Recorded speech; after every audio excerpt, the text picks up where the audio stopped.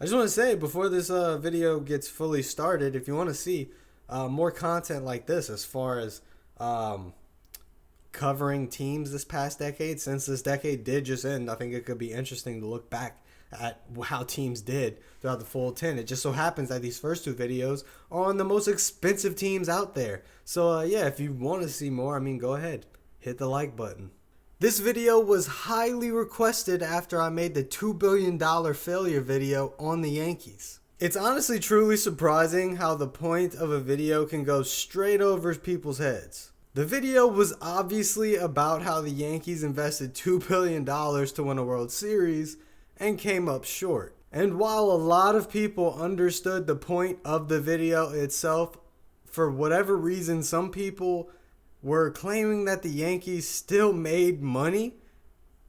Okay, they seem to have thought that the video was about the Yankees' financial situation. So I mean, I don't know if the point actually went over their head or they just got mad and decided to make a completely irrelevant argument to nothing. So here we go. Let's dig into the next big spender, the $2 billion Los Angeles Dodgers. Coming in at number 2, that's 4. Coming in at number 2, the Los Angeles Dodgers spent a whopping $2 billion over this past decade. And as you can imagine, the biggest spenders would also reside in the biggest markets in the United States. This decade didn't even always have the Dodgers within the top 5 of the payroll.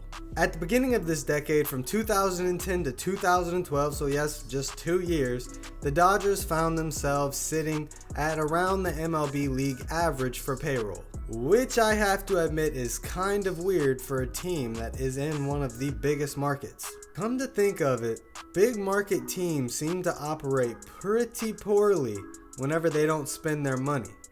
Or maybe it's just the Dodgers. The Dodgers missed the playoffs from 2010 to 2012, so the seasons where they weren't even in the top 5 of MLB payroll, with 2010 notching a losing record for the Los Angeles Dodgers. And from 2012 to 2013, the payroll difference was huge. The payroll jumped massively from 2012 to 2013. In 2012, the Dodgers payroll was at $120.7 million. And in 2013, it jumped up to $239.8 million. The Dodgers turned into Jordan Belfort, tossing fun coupons off of their yacht.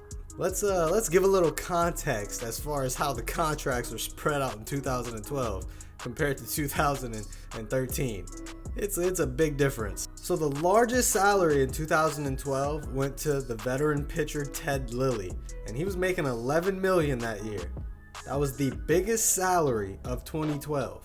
And then in 2013, the Dodgers would have 7 contracts that just toppled over that $11 million contract for Ted Lilly. Matt Kemp, Carl Crawford, and Adrian Gonzalez were all making either at or more than $20 million. Zach Greinke received $19 million. Josh Beckett received $17 million. Hanley Ramirez received $15 million. And Andre Ethier got a pay raise up to $13.5 million. And at this point, Clayton Kershaw was still battling through the arbitration process of the MLB, not receiving the money that he deserved. And the very next season, the payroll took a jump once again. This time it was $246.3 million. Pretty big jump. And that jump happened because nearly every player that I just mentioned, their salary went up. Upwards trend all the way. Zach Greinke got the largest pay raise from $19 million to $26 million. And it was this season that Clayton Kershaw would finally get through that strenuous arbitration period of his rookie contract. And in 2015, that man got paid. Kershaw has been making either at or more than $30 million since that 2015 season. Now, I want to make this perfectly clear that just because I'm saying these whopping numbers next to players' names doesn't mean that I disagree with these contracts. Obviously, Clayton Kershaw deserves it. One of the best pitchers that we have ever seen grace this beautiful game. Now, the Dodgers would see themselves besting the Yankees in spending capabilities from 2013 to 2017. And yes, they made the playoffs each of those years. They would go on to finish first every single season, And not only that, they notched in one 100-win season. We're talking from 2013 to 2017. Calm your beans. I know 2018 and 2019 happened. But the only problem is no World Series victories. They made the NLCS twice, the NLDS twice, and the World Series once. Once again, ears. 2013 to 2017. The years they spent the most money. So yes, I think we can all agree that this is an extremely impressive run. And thus begins the meme of the Los Angeles Dodgers, with Clayton Kershaw as the face of it. You see, this was the beginning of the meme where, we have Peyton Manning in the NFL, who is gaining this notoriety of a great regular season player, but a chokester in the playoffs. Well, as the Dodgers grew successful in the MLB, making the playoffs continuously, they would end up going on to lose in every single playoff. And in 2013, it started the meme of the Dodgers as the choke team of the MLB. And Clayton Kershaw was starting to be recognized as the Peyton Manning of the MLB. The Dodgers, they were looking like a team that was merely built for regular season success. So where did the Dodgers go wrong? How can such a successful team be looked at this way? Was it the contracts? I don't think so. If we look at it, you can't really point to a ton of different players that didn't deserve the contracts that they were given. They were given to a lot of players in their 30s who played well until 34 years old.